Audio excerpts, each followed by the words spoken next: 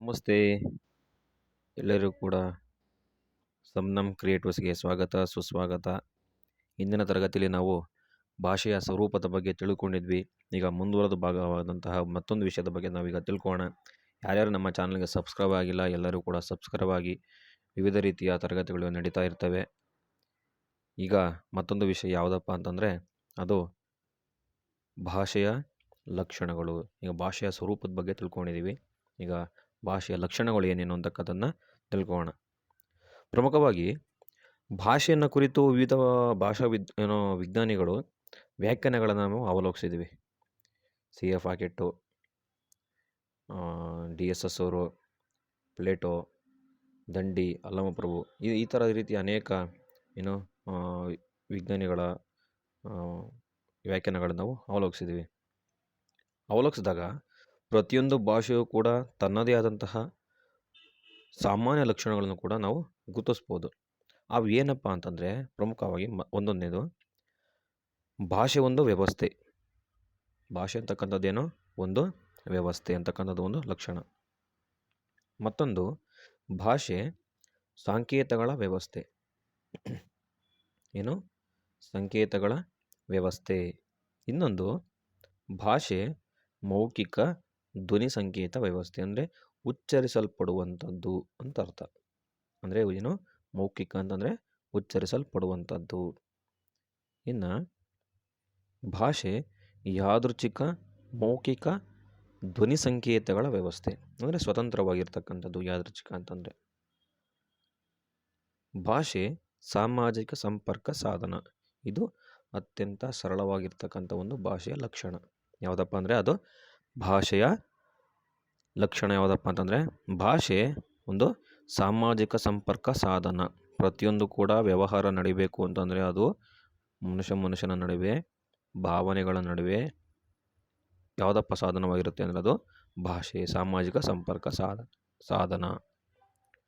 ಈ ಲಕ್ಷಣಗಳಷ್ಟೇ ಅಲ್ಲದೆ ಪ್ರಸಿದ್ಧವಾಗಿರ್ತಕ್ಕಂಥ ಭಾಷಾ ವಿಜ್ಞಾನಿಯಾದಂತಹ CF ಹಾಕೆಟ್ ಅಂತಕ್ಕಂಥವರು ಮಾನವನ ಭಾಷೆಯ ವೈಶಿಷ್ಟ್ಯಗಳು 7 ಎಂದಿದ್ದಾರೆ. ಅಂದರೆ 7 ಭಾಷೆಯ ಲಕ್ಷಣಗಳು ಇವೆ ಅಂತಕ್ಕಂಥವನ್ನ ಹೇಳಿದ್ದಾರೆ. ಅವುಗಳನ್ನು ನಾವು ನೋಡೋದಾದರೆ ಮೊದಲನೇದು ಯಾವುದಪ್ಪ ಅಂದರೆ ಅದು ದ್ವಿವಿಧತೆ, ಡ್ಯುಯಾಲಿಟಿ ಅಂತ ಕರೀತಾರೆ. ಈ ದ್ವಿವಿಧತೆ ಅಂತಂದರೆ ಏನು ಅಂತಂದರೆ ಇಬ್ಬಗೆ, ಜೋಡಿ ಬಗೆ ಅಂತಕ್ಕಂಥ 2 ಅರ್ಥವನ್ನು ಕೊಡುತ್ತೆ. ಪ್ರತಿ ಭಾಷೆಯ ಧ್ವನಿ ಘಟಕಗಳ ವ್ಯವಸ್ಥೆಯನ್ನು ಹೊಂದಿರುತ್ತದೆ ಅಂತಕ್ಕಂಥದ್ದನ್ನ ಹೇಳುತ್ತೆ. ಇದನ್ನು ಧ್ವನಿಮ, ಫನೀಮ್ ಎಂದು ಕರೆಯುತ್ತಾರೆ. ಇದು ಅರ್ಥವಿಲ್ಲದ ಭಾಷೆಯ ಅತ್ಯಂತ ಚಿಕ್ಕ ಘಟಕ. ಅರ್ಥವಿಲ್ಲದ ಭಾಷೆಯ ಅತ್ಯಂತ ಚಿಕ್ಕ ಘಟಕ. ಉದಾಹರಣೆ ಮರ ಅಂತದಿದೆ.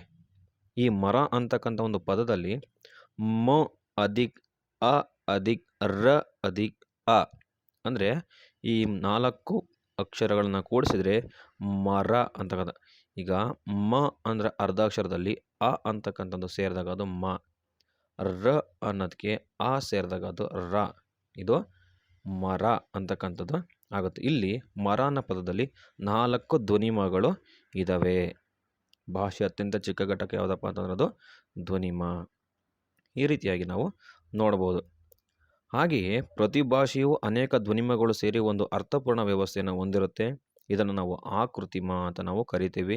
ಇದು ಭಾಷೆಯ ಅರ್ಥಸಹಿತ ಅತ್ಯಂತ ಚಿಕ್ಕ ಘಟಕ ಅಂತೇಳಿ ನಾವು ಕರಿತೀವಿ. ಉದಾಹರಣೆಗೆ ನಾವು ಮರ ಎಂಬ ಅರ್ಥಪೂರ್ಣ ಆಕೃತಿಮ 4 ಧ್ವನಿಮಗಳಿಂದ ಆಗಿರುತ್ತೆ ಅಂತ ನಾವು ಮೇಲೆ ನೋಡಿದ್ದೀವಿ. ಹೀಗೆ ಭಾಷೆಯ ರಚನೆ ಧ್ವನಿಮ ಮತ್ತು ಆಕೃತಿಮ ಈ 2 ಬಗೆಯದ್ದಾಗಿರೋದ್ರಿಂದ ಇದನ್ನು ನಾವು ದ್ವಿವಿಧತೆ ಅಂತ ನಾವು ಕರಿತೀವಿ. ಇದು ಭಾಷೆಯ ಪ್ರಮುಖ ಲಕ್ಷಣ ಅಂತಕ್ಕಂಥದ್ದನ್ನು ನಾವು ನೋಡ್ಬೋದು.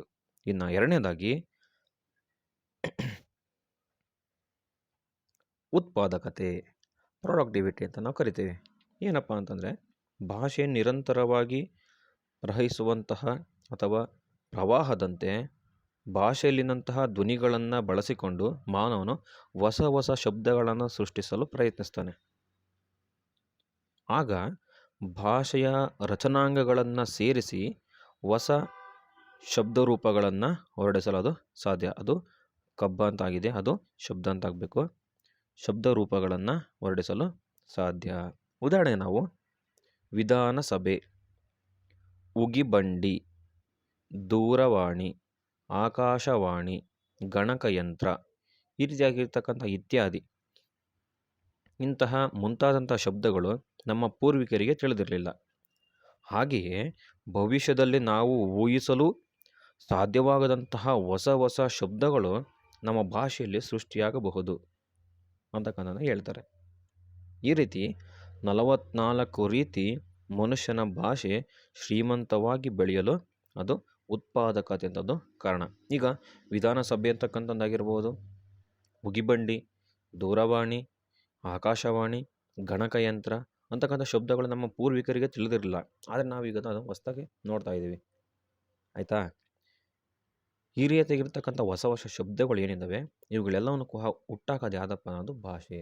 ಅದು ಕೂಡ ಒಂದು ಉತ್ಪಾದಕತೆ ಅಂತದ್ದು ಕೂಡ ಒಂದು ಭಾಷೆಯ ಲಕ್ಷಣ ಅಂತಕ್ಕಂಥದ್ದನ್ನ C.F. ಹಾಕೆಟ್ರವರು ಹೇಳ್ತಾ ಇದ್ದಾರೆ. ಇದು C.F. ಹಾಕೆಟ್ರವರು 7 ರೀತಿಯ ಲಕ್ಷಣಗಳನ್ನು ಹೇಳಿರ್ತಕ್ಕಂಥದ್ದು.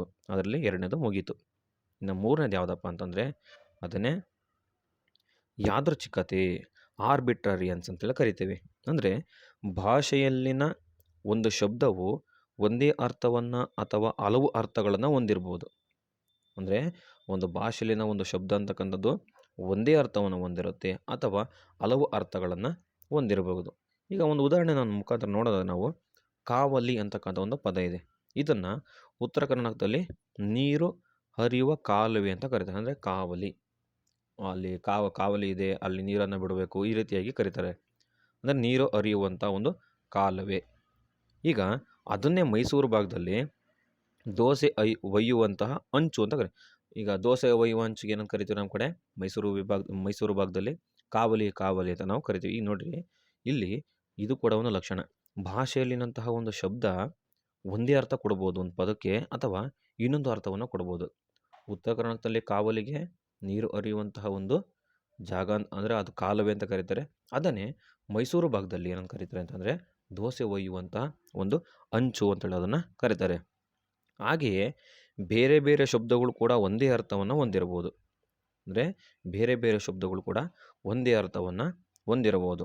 ಏನಪ್ಪ ಅಂತ ಉದಾಹರಣೆ ಅಂತಂದರೆ ಧಾರವಾಡ ಕನ್ನಡದಲ್ಲಿ ಅದಾನ ಪದವು ಕಲಬುರಗಿಯಲ್ಲಿ ಕನ್ನಡದ ಆನ ಪದವು ಹಾಗೂ ಮೈಸೂರು ಕನ್ನಡದ ಇದ್ದಾನೆ ಪದಗಳು ಬೇರೆ ಬೇರೆ ಆದರೂ ಕೂಡ ಒಂದೇ ಅರ್ಥವನ್ನು ಕೊಡುತ್ತೆ. ನೋಡ್ರಿ, ಈಗ ಏನೋ ಧಾರವಾಡ ಕನ್ನಡದಲ್ಲಿ ಅದಾನ ಅಂತಕ್ಕಂಥ ಬಳಸಿದ್ರೆ ಕಲಬುರಗಿ ಕನ್ನಡ ಆನ ಅಂತ ಬಳಸ್ತಾರೆ.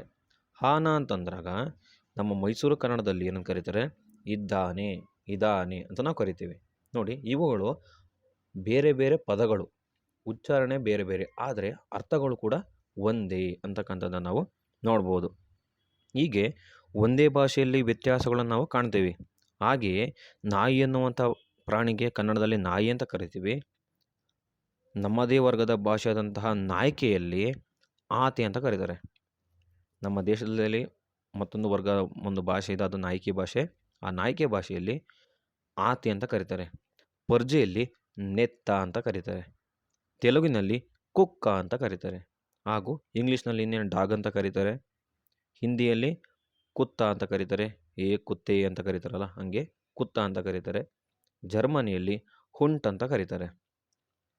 ಹೀಗೆ ವಸ್ತು ಅಥವಾ ಜೀವಿ ಒಂದೇ ಇದ್ದರೂ ಕೂಡ ಅವುಗಳನ್ನು ಹೇಳುವಂತಹ ಧ್ವನಿ ಮಾತ್ರ ಒಂದೇ ಆಗಿಲ್ಲ. ಇದಕ್ಕೆ ಕಾರಣ ಏನು ಅಂತಂದರೆ ಮನುಷ್ಯರ ಒಂದೊಂದು ಸಮೂಹವು ತನಗೆ ಅನುಕೂಲವಾಗುವಂತೆ ಅಥವಾ ಅನುಕೂಲವಾಗಿಸಿರುವಂತೆ ತಮ್ಮ ತಮ್ಮ ವ್ಯವಹಾರಕ್ಕಾಗಿ ಸ್ವತಂತ್ರವಾಗಿ ಭಾಷೆಯನ್ನು ರೂಪಿಸಿಕೊಂಡಿರ್ತಾನೆ. ಇದನ್ನು ನಾವು ಯಾದೃಚ್ಛಿಕತೆ ಅಂದರೆ ಸ್ವತಂತ್ರವಾಗಿರ್ತಕ್ಕಂಥದ್ದು. ಈಗ ಒಬ್ಬ ಮನುಷ್ಯ ಒಂದು ಸಮುದಾಯದ ಇದಲ್ಲ ಅಂತಂದರೆ ಆತನಿಗೆ ಅರ್ಥವಾಗುವಂತಹ ಭಾಷೆಯ ಮೂಲಕ ಒಂದು ವಸ್ತುವಿಗೆ ಹೆಸರನ್ನು ಇಡ್ತಾನೆ. ಅದು ಅವನ ಒಂದು ವ್ಯಕ್ತಿ ಅಂದರೆ ಒಂದು ವೈಶಿಷ್ಟ್ಯತೆ. ಅದನ್ನು ನಾವು ಆ ಭಾಷೆಯ ವೈಶಿಷ್ಟ್ಯತೆ, ಅದರ ಒಂದು ಲಕ್ಷಣ ಅಂತೇಳಿ ನಾವು ಕರಿತೀವಿ. ಇದು ಯಾದೃಚ್ಛಿಕತೆ ಅಂತಕ್ಕಂಥದ್ದು ಮನುಷ್ಯನ ಅಥವಾ ಮಾನವನ ಭಾಷೆಯ ಒಂದು ವಿಶಿಷ್ಟವಾಗಿರ್ತಕ್ಕಂಥ ಲಕ್ಷಣ. ಇನ್ನು 4ನೇದು ಪ್ರಮುಖವಾಗಿ ನಾವು ನೋಡೋದಾದರೆ ಸ್ಥಾನ ಪಲ್ಲಟತೆ, ಡಿಸ್ಪ್ಲೇಸ್ಮೆಂಟ್ ಅಂತ ನಾವು ಕರಿತೀವಿ. ಏನಪ್ಪ ಅಂತಂದರೆ ಮನುಷ್ಯನು ಎಷ್ಟೋ ಸಲ ವಸ್ತು, ಘಟನೆ, ವ್ಯಕ್ತಿಗಳು ಕಣ್ಣ ಮುಂದೆ ಇದ್ದರೂ ಕೂಡ ಅಥವಾ ಮುಂದೆ ಇಲ್ಲದಿದ್ದರೂ ಅವುಗಳನ್ನು ಕಲ್ಪಿಸಿಕೊಂಡು ಅರ್ಥ ಮಾಡಿಕೊಳ್ಳುವಂಥ ಶಕ್ತಿಯನ್ನು ಹೊಂದಿದ್ದಾನೆ. ಈಗ ಮನುಷ್ಯ ಎಷ್ಟೋ ಸಲ ಒಂದು ವಸ್ತುವಿನ ಬಗ್ಗೆ ಅಥವಾ ಒಂದು ಘಟನೆ ಬಗ್ಗೆ ವ್ಯಕ್ತಿಗಳು ಕಣ್ಣು ಮುಂದೆ ಅವರು ಇಲ್ದಂಗಿದ್ದರೂ ಕೂಡ ಅವುಗಳನ್ನು ಕಲ್ಪಿಸಿಕೊಂಡು ಇಮ್ಯಾಜಿನೇಷನ್ ಮಾಡಿಕೊಂಡು ಅರ್ಥ ಮಾಡಿಕೊಳ್ಳುವಂಥ ಶಕ್ತಿಯನ್ನು ಹೊಂದಿದ್ದಾನೆ. ಉದಾಹರಣೆ ನಾವು ಸ್ವರ್ಗ ನೋಡಪ್ಪ, ಈಗ ಮನುಷ್ಯನಿಗೆ ಸ್ವರ್ಗ ಪ್ರಾಪ್ತಿಯಾಗುತ್ತೆ ಅಂತಾರೆ, ಯಮಲೋಕ ಅಂತಾರೆ. ಈ ರೀತಿಯಾಗಿ ಆ ಕಲ್ಪನೆ ಅಂತಕ್ಕಂಥದ್ದು ಏನಿದೆ, ಸ್ವರ್ಗ ಅಂತಕ್ಕಂಥ ಒಂದು ಕಲ್ಪನೆ ಪದ ಏನಿದೆ, ಆ ಯಮಲೋಕ ಅಂತಕ್ಕಂಥದ್ದು ಏನೊಂದು ಕಲ್ಪನೆ ಇದೆ, ಅವುಗಳನ್ನು ಕಲ್ಪಿಸ್ಕೊಳ್ತಾನೆ. ಇದಕ್ಕೆ ನಾವು ಸ್ಥಾನಪಲ್ಲಟೆ ಅಂತ ಕರಿತೇವೆ. ನಂದನವನ ತುಂಬ ಸುಂದರವಾಗಿರ್ತಕ್ಕಂಥದ್ದು. ಉಯ್ಯಾಲೆ, ಆ ಹುಲ್ಲುಗಾವಲು, ಆ ಪುಷ್ಪಗುಚ್ಛ, ಆ ಗಿಡ ಮರ, ಈ ರೀತಿಯಾಗಿ ಹೊಂದಿರ್ತಕ್ಕಂಥ ನಂದನವನ. ನರಕ, ಯಮಲೋಕದಲ್ಲಿ ನರಕ ಯಾತನೆ ಅಂತ ನಾವು ಕರ್ಕೊಂತೀವ. ನರಕ ಯಾತನೆ ಇತ್ತಪ್ಪ, ನನಗೆ ಇವತ್ತು ಒಂದು ಪಾಠ ಕೇಳಿ ಒಂದು ನರಕ ಯಾತನೆ ಇತ್ತು ಅಂತ ಕರೀತಾರಲ್ಲ, ಹಂಗೆ.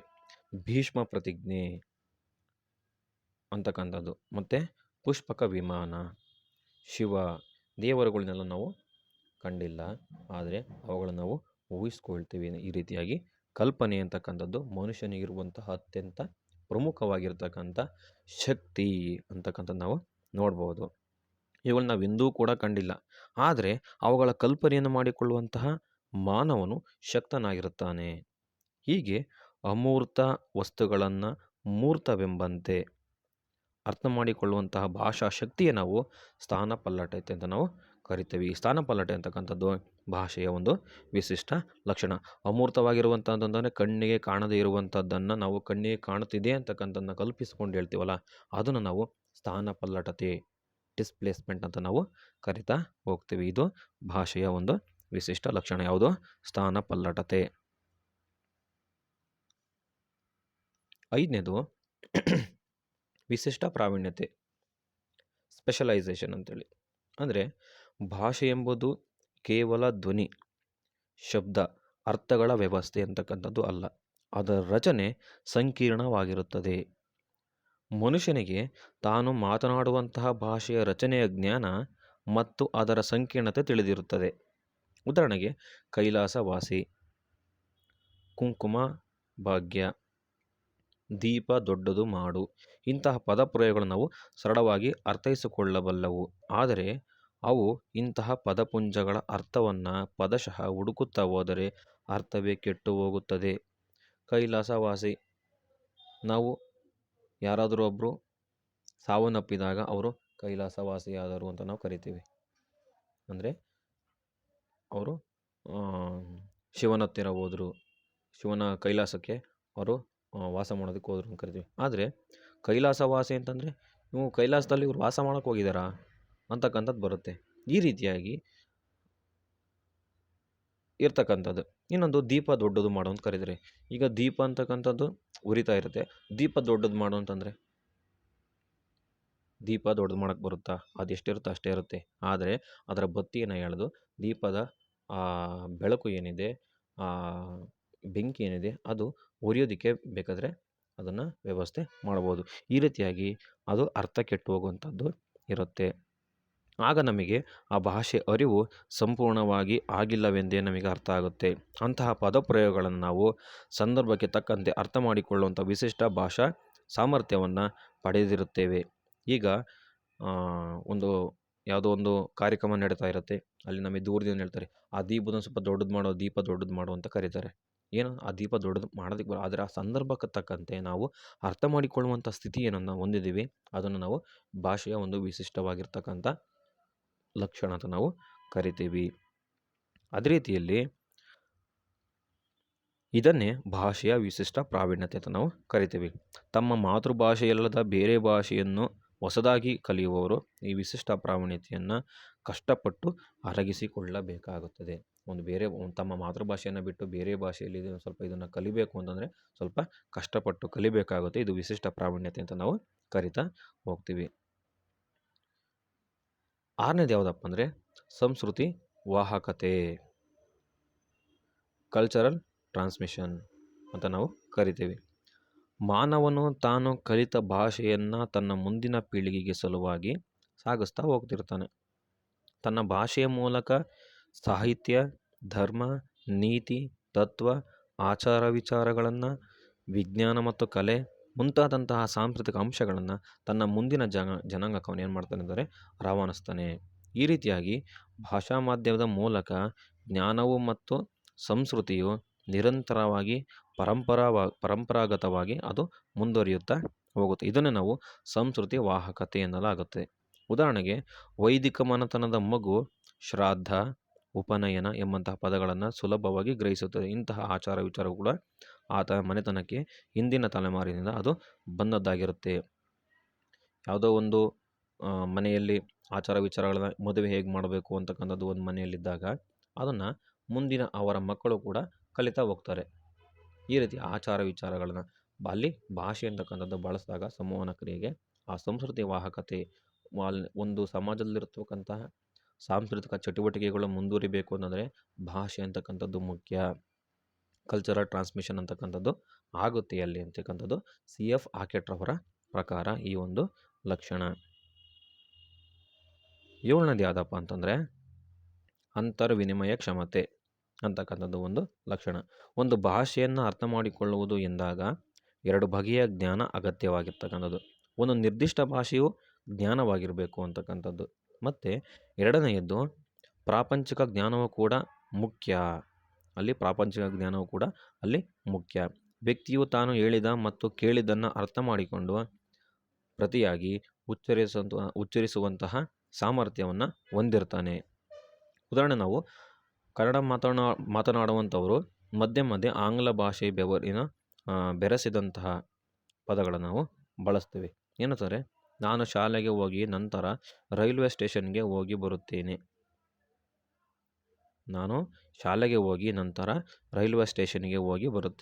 ಯಾರಾದರೂ ನಾನು ಶಾಲೆಗೆ ಹೋಗಿ ತದನಂತರ ರೈಲ್ವೆ ನಿಲ್ದಾಣಕ್ಕೆ ಹೋಗಿ ಬರುತ್ತೇನೆ ಈ ರೀತಿಯಾಗಿ ಹೇಳಲ್ಲ. ಅಲ್ಲಿ ನಿಲ್ದಾಣ ಅನ್ನೋದಕ್ಕೆ ಸ್ಟೇಷನ್ ಅಂತ ಕರೀತಾರೆ. ಎಂಬಂತಹ ಕನ್ನಡ ಮಾತನಾಡಿದರೂ ಕೂಡ ಮತ್ತೊಬ್ಬ ಕನ್ನಡಿಗನು ಅದು ಅರ್ಥ ಆಗುತ್ತೆ. ಈಗ ನಾನು ಶಾಲೆಗೆ ಹೋಗಿ ನಂತರ ರೈಲ್ವೆ ಸ್ಟೇಷನ್ಗೆ ಹೋಗಿ ಬರುತ್ತೇನೆ ಅಂತ ನಾನು ಹೇಳಿದೆ ಅಂತಂದರೆ ನಾನು ಕನ್ನಡದವನಾಗಿದ್ದರೂ ಕೂಡ ಇನ್ನೊಬ್ಬ ಕನ್ನಡದನಿಗೆ ಅದು ಅರ್ಥ ಆಗುತ್ತೆ. ಅದು ಒಂದು ವಿಶಿಷ್ಟವಾಗಿರ್ತಕ್ಕಂಥ ಲಕ್ಷಣ. ಹೀಗೆ ಪರಸ್ಪರ ಧ್ವನಿ ಮತ್ತು ಅರ್ಥಗಳ ವಿನಿಮಯ ಗುಣವನ್ನು ಭಾಷೆಯ ಅಂತರ್ವಿನಿಮಯ ಕ್ಷಮತೆ ಅಂತೇಳಿ ನಾವು ಕರಿತೀವಿ ಅಂತಕ್ಕಂಥದ್ದನ್ನ CF ಹಾಕೆಟ್ರವರು ಹೇಳ್ತಾರೆ. ಅಂತರ್ವಿನಿಮಯ ಕ್ಷಮತೆ ಅಂತಕ್ಕಂಥದ್ದು ಒಂದು ಭಾಷೆಯ ಒಂದು ಪ್ರಮುಖವಾಗಿರ್ತಕ್ಕಂಥ ಲಕ್ಷಣ. ಇಷ್ಟು ಇವತ್ತಿನ ಒಂದು ತರಗತಿಯಲ್ಲಿರ್ತಕ್ಕಂಥ ಪ್ರಮುಖವಾಗಿರ್ತಕ್ಕಂಥ ವಿಶೇಷವಾದಂಥ ತರಗತಿ. ಇಲ್ಲಿ ಭಾಷೆಯ ಲಕ್ಷಣಗಳನ್ನು CF ಹಾಕೆಟ್ರವರು ನೀಡಿರ್ತಕ್ಕಂಥದ್ದನ್ನ ನಾವು ವಿಶ್ಲೇಷಣೆಯನ್ನು ಮಾಡಿದ್ದೀವಿ. ಮತ್ತು ಅವುಗಳ ಅರ್ಥಗಳು ಮತ್ತು ಅವುಗಳ ಒಂದು ಲಕ್ಷಣಗಳು ಏನೇನು ಅಂತಕ್ಕಂಥದ್ದನ್ನು ನಾವು ತಿಳ್ಕೊಂಡಿದ್ದೀವಿ. ಮುಂದಿನ ತರಗತಿಯಲ್ಲಿ ಮತ್ತೊಂದು ವಿಡಿಯೋ ಮುಖಾಂತರ ನಾವು ಸಿಗೋಣ. ಅಲ್ಲಿವರೆಗೂ ಧನ್ಯವಾದಗಳು. ಮತ್ತೊಮ್ಮೆ ಹೇಳ್ತಾ ಇದ್ದೀನಿ, ಯಾರ್ಯಾರು ನಮ್ಮ ಚಾನಲ್ಗೆ ಸಬ್ಸ್ಕ್ರೈಬ್ ಆಗಿಲ್ಲ ಎಲ್ಲರೂ ಕೂಡ ಸಬ್ಸ್ಕ್ರೈಬ್ ಆಗಿ. ಧನ್ಯವಾದಗಳು.